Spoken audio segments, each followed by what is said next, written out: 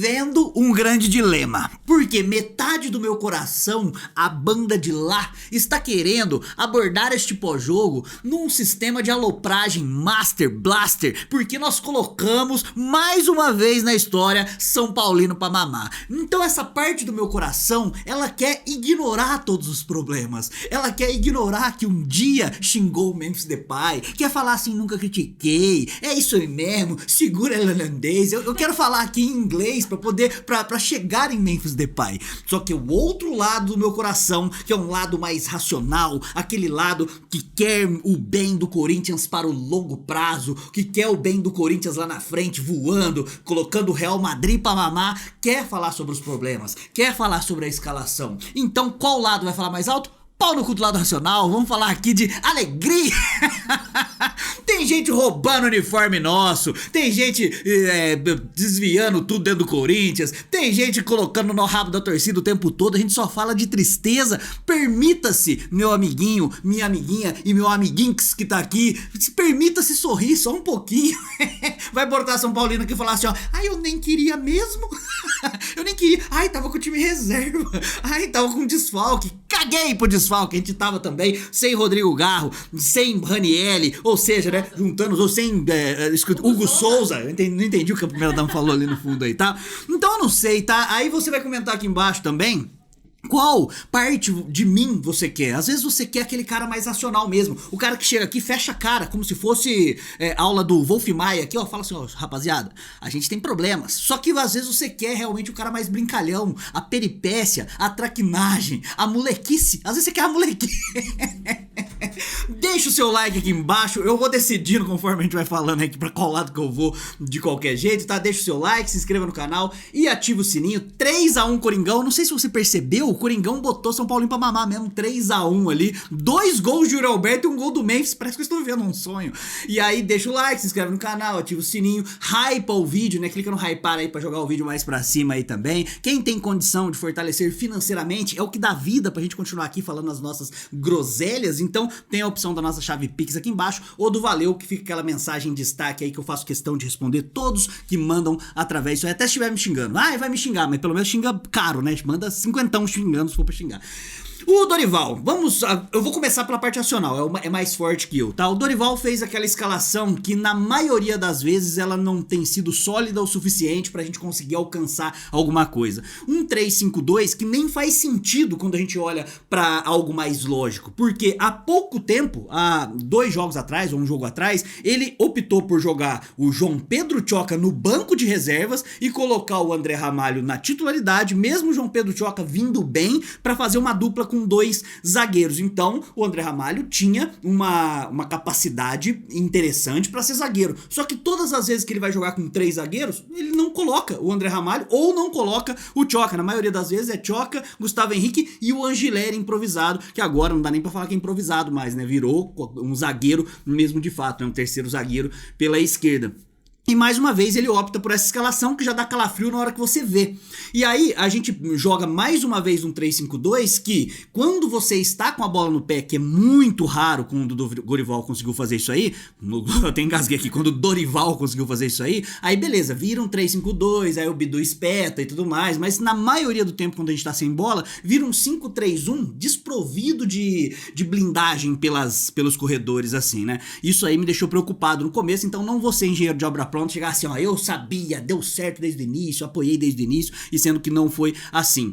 O Hugo Souza, embora tenha treinado durante a semana, não estava pronto. Aí a bucha ficou para as mãos de Felipe Longo, que embora não tenha comprometido na partida, também não fez nenhuma grande defesa, né? O gol dos caras foi uma cabeçada a queima-roupa, ali não tinha muito o que fazer, mas, enfim, o Felipe Longo não se destacou a ponto de ser fundamental na partida, mas também não vale a pena dedicar um tempo quanto a ele aqui, né? Aí o meio campo do Dorival foi com o Mateuzinho de um lado, Matheus Bidu do outro, André Carrijo Martínez, e na criação o Breno Bidon. Ficou essa dúvida também na ausência do Rodrigo Garro, que foi um grande filho da puta de tomar o cartão amarelo no último jogo, nos últimos segundos da partida contra o Ceará. acabou deixando a gente sem um cara de criação. Então a gente ficou na dúvida ali, vai ser o Carrijo que vai ter essa incumbência, deixar o Breno Bidon na parte mais construtora ali perto da zaga, vai ser o Maicon, né, a gente cogitava essa possibilidade, o próprio Breno Bidon muitas vezes, vai ser o Vitinho, vai ser o Memphis, sei lá, qualquer coisa assim, e aí no final das contas acabou sendo o Breno Bidon, que no meu ponto de vista, no primeiro tempo, fez um primeiro tempo muito bom, muito sólido, muito conectado na partida, o time todo do Corinthians no primeiro tempo foi muito bem, não deixou o São Paulo jogar, marcou alto, e no segundo tempo aconteceu aquilo, né? Joga quando quer, aí fica desconcentrado, aí marcação espaçado, São Paulo não só melhorou, como o Corinthians piorou muito também, e o que acabou acarretando no gol do São Paulo. O gol do São Paulo que saiu por uma falha em conjunto do João Pedro Tchoca, uma recuada tosca, e uma bola que o Felipe Longo acabou não saindo, cedeu um escanteio pro time do São Paulo, que cruzou, já tinha rolado um escanteio perigoso, que o cara bateu de fora da área e o Felipe Longo pegou meio esquisito assim, então as bolas de escanteio do São Paulo estavam perigosas no segundo tempo, mas no primeiro tempo foi justa a partida, foi uma partida, justa não, né, o Corinthians foi superior, teve um momento que tava 6-0 em nível de finalização, e no ataque, Guinegão, então é isso, a gente precisa chegar nesse ponto, eu queria saber se eu iria, como que eu iria chegar nessa parte aqui, tá? Guinegão foi escolhido para fazer dupla com o Yuri Alberto. Por que, você me pergunta? Porque Memphis Depay estava na data FIFA, assim como outras 300 centenas de milhares de jogadores. Mas o Memphis Depay, ele é especial. Ele é um alecrim dourado que nasceu na Holanda sem ser semeado. Então, ele não podia jogar essa partida. Por que jogou um dia antes na quarta? Não. Por que jogou 2 dias antes na terça? Não, porque ele jogou 3 dias antes e nem foi o jogo inteiro contra a Lituânia na segunda-feira. E aí você pergunta assim, mas por que ele não jogou? Porque ele é o cara, porque ele é muito foda, porque ele é intocável, absoluto. Isso aí realmente me revoltou. E se não tiver te revoltado, você realmente tá vivendo num planeta diferente do meu aí, né? Talvez o Memphis tenha jogado contra um time de outro planeta, por isso demorou tanto pra ele chegar aqui, tava tão cansado da viagem. Inegável que ele faz diferença ali no ataque, na condição técnica, quando ele entrou, ele fez um gol, um puta golaço realmente, né, deu uma caneta no maluco lá, finalizou de uma maneira ímpar, mas no primeiro tempo o Guinegão fez uma partida muito participativa, muito solícita, aparecendo muitas vezes pro jogo, incomodando os zagueiros, coisa que eu acho que o Memphis não teria feito naquele primeiro tempo se tivesse começado o jogo. E o Yuri Alberto oscilou entre momentos maravilhosos e momentos imbecis na cara do Yuri Alberto. Fez o gol de pênalti que na hora que ele foi pra cobrança, primeiro eu não queria assistir no pênalti, aí depois eu falei, não, vou assistir sim, aí só bater forte, não tem porquê, sabe, inventar, bate forte no canto, se errar pelo menos você deu uma cacetada no canto, foi isso que ele fez, 1-0 pro Corinthians, um pênalti bem marcado do Daronco na hora que o maluco do São Paulo, Ferreirinha, como você tem um time que tem o Ferreirinha, aí o Ferreirinha deu um tranco nas costas do Breno Bidon, o Daronco em campo falou assim, não, foi ombro. Aí é claro que não tinha sido, o VAR chamou e aí foi um pênalti claríssimo que realmente precisava ser marcado. Daronco que já tinha dado um cartão amarelo completamente absurdo pro Breno Bidon nos primeiros 2 minutos de jogo, naquele carrinho que ele nem pega, nem encosta no cara direito lá. No máximo aquilo, uma falta por nada, né? Ele deu um cartão amarelo. Por sorte, o Breno Bidon conseguiu estar com a cabeça no lugar e não tomou o segundo cartão amarelo, mas seria bastante perigoso. O Daronco fica picotando o jogo, é muito ruim esse árbitro, né? Impressionante. Você vê que você reclama do Daronco até quando você ganha o jogo. E aí o Yuri Alberto fez o gol de pênalti, o Corinthians acaba o primeiro tempo vencendo a partida, volta pro segundo tempo naquela punheta, naquela nhaca, como se tivesse ido pro vestiário e comido uma feijoada.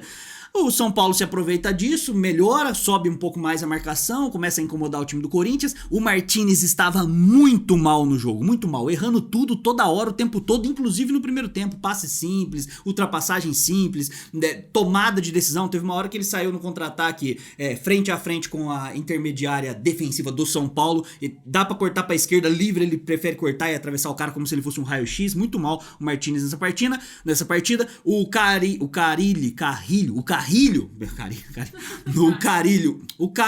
como é que é o nome? Carrijo, caralho, sumiu a porra do nome do maluco aí.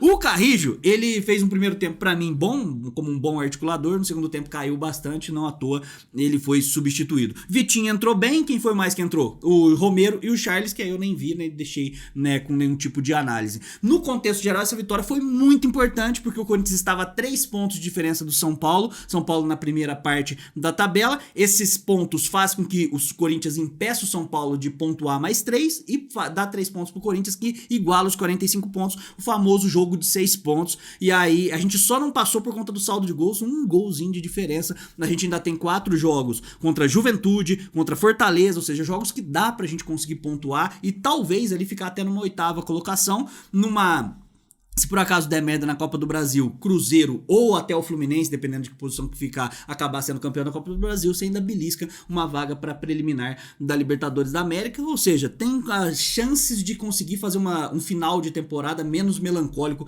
do que a gente começou. Agora, quando a gente pensa no time do São Paulo, né, cara, esse Luciano aí que é um ídolo inexplicável do São Paulo, porque por nada, né, o cara é simplesmente inútil, né, hoje ficou mais evidente ainda, faz gracinha quando tá ganhando, né, é muito fácil. Tá ganhando o jogo, aí faz gracinha, aí rebola, aí mostra, solta a franga lá dentro de campo, mas na hora que tá perdendo, realmente o cara é completamente inexistente. Ah, mas o São Paulo tava muito desfalcado. Estava mesmo, tá? O São Paulo não tinha Lucas, não tinha Oscar, não tinha, sei lá, aquele Enzo Dias, não tinha uma porrada de cara lá, tava realmente muito desfalcado, mas até aí não é problema meu. Um clube bem estruturado consegue superar essas adversidades. Lá em 2022, quando o Vitor Pereira tava no Corinthians, o Vitor Pereira teve 10 jogadores no departamento médico que foi jogar na Bomboneira com um moleque da base na lateral, improvisado, porque não tinha o que fazer. Fomos lá, classificamos em cima dos caras e voltamos pra cá. Então é assim, né, cara? Tem time que é grande e tem time que é médio. No caso do São Paulo, é um time médio aí, né? A gente não pode esquecer de forma alguma o contexto todo do que vem acontecendo com o Corinthians, que é realmente um contexto triste. Quando eu converso sobre isso com amigos meus são paulinos, porque eu tenho amigos são paulinos que têm cérebro e amigos são paulinos que não têm cérebro. Os que têm cérebro entendem que a situação do São Paulo também tá muito longe de tá boa, né? Tá com sérios problemas ali administrativos, mas os outros caras querem vir tirar onda e tal, pô, realmente, o Corinthians tá tudo fodido administrativamente e tal, né? Porque a imprensa sempre faz questão de mostrar bastante e com razão, mas a situação dos dois times é de calamidade. Então não é pro Corinthians e o São Paulo nivelar um jogo em nível técnico tão pra baixo, é pra nivelar o jogo pra cima, assim, mas o Corinthians vem caminhando a passos largos pra dias piores. Então quanto mais a gente conseguisse pontuar agora nessa retinha final, pra nem, sabe, não olhar, nem precisar nem olhar pra baixo ali, já seria muito bom. Essa vitória praticamente consolida a gente numa zona de Sul-Americana, pelo menos, já preenche o calendário do ano que vem, uma competição, né, uma competição continental, que é a Sul-Americana. Talvez dê pra beliscar uma Libertadores, a gente não sabe ainda. E aí preenche o calendário. Ano que vem vai ser um ano bem complicado, porque é ano eleitoral, tem essa porrada de transfer ban por aí. Tem também Campeonato Brasileiro desde o início do ano, então é bom a gente chegar da maneira mais consciente possível na temporada. Agora, falando de história, a gente não pode negar também que o São Paulo é freguesão histórico nosso desde sempre, desde quando nasceu. O São Paulo já nasceu apanhando do Corinthians desde a década de 30. A gente tem aí vários momentos maravilhosos, nosso primeiro título brasileiro com o Neto lá, botando o São Paulino pra mamar. São Paulo que tinha um timão ali naquele começo dos anos 90, depois também várias vezes com 15, sei lá, 20 jogos sem nunca ganhar na arena, aí 20 anos sem conseguir ganhar um mata-mata. Essa é uma freguesia que não tem precedente, exatamente. Nos últimos anos estava um pouquinho mais difícil ali, né, cara, a gente, né, tendo problemas aí com o Luciano, que virava o Messi contra a gente, com o próprio Lucas, que fazia gol de mão, aí não tinha o que fazer, né, que os caras fazendo gol de mão, é embaçado, e aí agora simplesmente os astros se alinham novamente e a gente volta a colocar São Paulino pra mamar. Vamos pras notas aqui, primeira dama, pra eu não estender muito aqui. Comenta aí embaixo o que você achou da partida. Eu fiquei no meio termo, primeiramente. Não ficou nem tão chato, não puxamos pra diretoria. E também não botou. E também não zoou muito, tá bom demais, né? Felipe Longo, que não nos ajudou diretamente na partida, mas também não prejudicou diretamente. Tô dando uma nota 4. Mateuzinho, nota 5,5. Achei que foi uma partida, sabe, equilibrada até pra baixo do Mateuzinho, mas defensivamente ele tava bem colocado. Teve só uma hora que ele tomou um drible desconcertante do Ferreirinha, do time do São Paulo. João Pedro Tchoca não achei uma boa partida, achei uma partida ruim do Tchoca, nota 3, errando bastante, mal colocado em alguns momentos, mas acontece, é aquele processo de maturação de um moleque e tal, né? Eu tenho muito mais paciência com o Tchoca do que com o André Ramalho, por exemplo. Essa é uma partida que eu não acho que foi boa do Tchoca.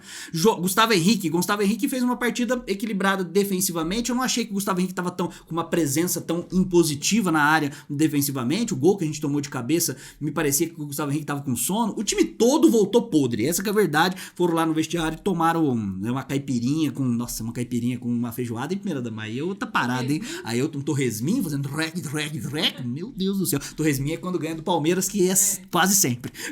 Então quase sempre quando a gente ganha do Palmeiras é um torresminho. E quando ganha do São Paulo, tem que comer o quê? Eu não posso falar o que eu posso quiser, não pode, tá bom? Não pode, o YouTube desmonetiza nós se eu falar aqui, tá? Mas você pode comentar aqui embaixo quando ganha do São Paulo. Ganhou do Santos, a gente come peixe. Ganhou do Palmeiras, a gente come torresminho. Ganhou do São Paulo, come o quê? Entendeu? Come um brigadeiro.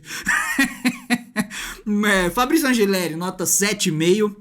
Partidaça do Angeleri, não vou passar batido não, tá? Uma partidaça do Angeleri em posicionamento, desarmes, na imposição física, quando precisava matar a jogada com falta, ele matava. Boa partida do Angeleri, eu acho que é uma das melhores aí com a camisa do Corinthians, depois daquele fim de campeonato paulista que ele ficou desaparecido, Fabrício Angeleri. Mas não quero que renova não, tá? Pau no cu do Angeleri, vai embora, na maioria das partidas é uma bosta, então nota 7,5, essa foi uma boa partida. Matheus Bidu, nota 6, já vi partidas melhores do Matheus Bidu, mas não achei que ele comprometeu. Na parte ofensiva ele estava sempre, né, consciente do que estava fazendo. Nota 6 pro Bidu aí, sendo justo. O José Martínez, pra mim, o pior jogador da partida. Nota 1, não sei se você concorda. Talvez esse 1 aqui eu tô até forçando, porque eu não lembro de algo 1 dele mesmo. Mas muito ruim, perdendo bola no meio campo, errando passe simples, descompactado, tá? Só não foi pior ainda porque ele não tomou um cartão amarelo, não quis arrumar briga, nada disso. André Carrilho, na hora que tinha que arrumar briga, deixa eu abrir um parêntese aqui, tá? Tinha que ter arrumado briga na hora que tava 3-1 ali no finalzinho, 46 minutos do segundo tempo. Já não se fazem mais jogadores como antigamente. Não tem uma chalepinha, não tem uma passadinha de pé por cima, não tem uma embaixadinha, um Tevez, uma cúmbia, nada. Pô, pelo amor de Deus, o time do Corinthians também, viu, cara? Na hora que tem que botar São Paulinho pra mamar ali no finalzinho, deixar os caras putos. Luciano, vai lá, que vem cá. No Carrijo, não, é o Martínez, nota 1, Carrijo nota 5, fez um bom primeiro tempo, um segundo tempo de merda, então nota 5, ficou equilibrado aí. Breno Bidon fez um bom primeiro tempo, participou do primeiro gol, e aí no segundo tempo caiu um pouco, nota 6,5 para Breno Bidon. Guinegão nota 4, pela vontade, pela entrega, mas nada acima da média, escorregou algumas vezes, estava um pouquinho perdido ali, principalmente no segundo tempo, nota 4 pro Guinegão. E Yuri Alberto, melhor jogador da partida até que enfim, meu Deus, palmas para o Yuri Alberto, caralho, eu já não lembrava mais quando que o Yuri Alberto conseguia ficar como o melhor jogador da partida aqui, nota 9, espero que essa reta final sirva pro Yuri Alberto entrar naquela fase matadora, tipo Lewandowski dele, pelo menos até acabar a Copa do Brasil, nota 9, fez o gol de pênalti, fez um outro gol na bola, na finalização do Vitinho de fora da área que pegou na trave, sobrou pra ele que ele finalizou bem. Das substituições, Vitinho entrou muito bem, participou diretamente do gol do Yuri Alberto, o terceiro gol, tô dando nota 6,5 pro Vitinho. Memphis, uma partidaça, segundo melhor jogador da partida, teve uma finalização ali aos 35, é que ele entrou já aos 20 e poucos, né, então não teve muito tempo pra ele jogar, ele tava cansado, eu já falei, ele foi jogar em Marte, aí ele não podia estar em campo desde o início, e aí o Memphis teve uma finalização, que foi meio que sem perigo, assim, mas aí teve um excelente gol, o Matheus Bidu cruza a bola, aí o zagueiro do São Paulo bate roupa lá, né, fura, o Memphis domina, dá uma caneta no Sabino. Pô, você tem no teu time Sabino e Ferreirinha, aí não tem como, parece dupla sertaneja, pô, daquelas dos anos 50. Memphis nota 8, partida muito boa do Memphis. Romero e Charles eu deixei sem nota aqui porque eu praticamente não vi nem Romero nem Charles, na verdade eu vi o Romero fazendo uma falta e tentando chutar a bola de longe lá, que num lance que já nem estava valendo. Coringão 3, São Paulo 1. Que bom, né? Que bom que eu falar esse resultado bom, resultado sonoro, resultado verdadeiro, resultado doce como o mel. Muito obrigado. Quase cravou o placar. Quase cravou. A primeira dama falou que ia ser 3-0 pro Coringão aí, só que quase mais ou menos, né? Vamos contar a história toda. Ela falou 3-0, 2 gols do Gustavo Henrique e um do Bidu. Ela tá dodói da cabeça também, mas ela falou 3-0, mesmo quase, bateu na trave aí. Deixa o like aqui embaixo, se inscreva no canal, ativa o sininho, faz essa coisa toda aí que ajuda a gente. Quem pode fortalecer financeiramente tem sempre a nossa chave Pix aqui, né? Vou mostrar um áudio que eu mandei aqui num grupo de amigos meus aqui, né, que tem São Paulino. Mandei vários grupos, na verdade, eu quase que o mesmo áudio aqui sempre. Olha só o que eu mandei assim que acabou o jogo aqui, ó, pra ver que a naturalidade, né, as coisas voltando ao seu devido lugar. Escute só aí, ó. Nada de novo ao sol. O Coringão, como sempre, botando o São Paulino pra mamar. Botando o São Paulino pra descer babando gostoso. Então Então aí os caras estão lá discutindo depois desse áudio com altíssimo nível intelectual que eu mandei lá. Muito obrigado, até a próxima. Vai Corinthians e contra rival é poucas ideias. É nóis.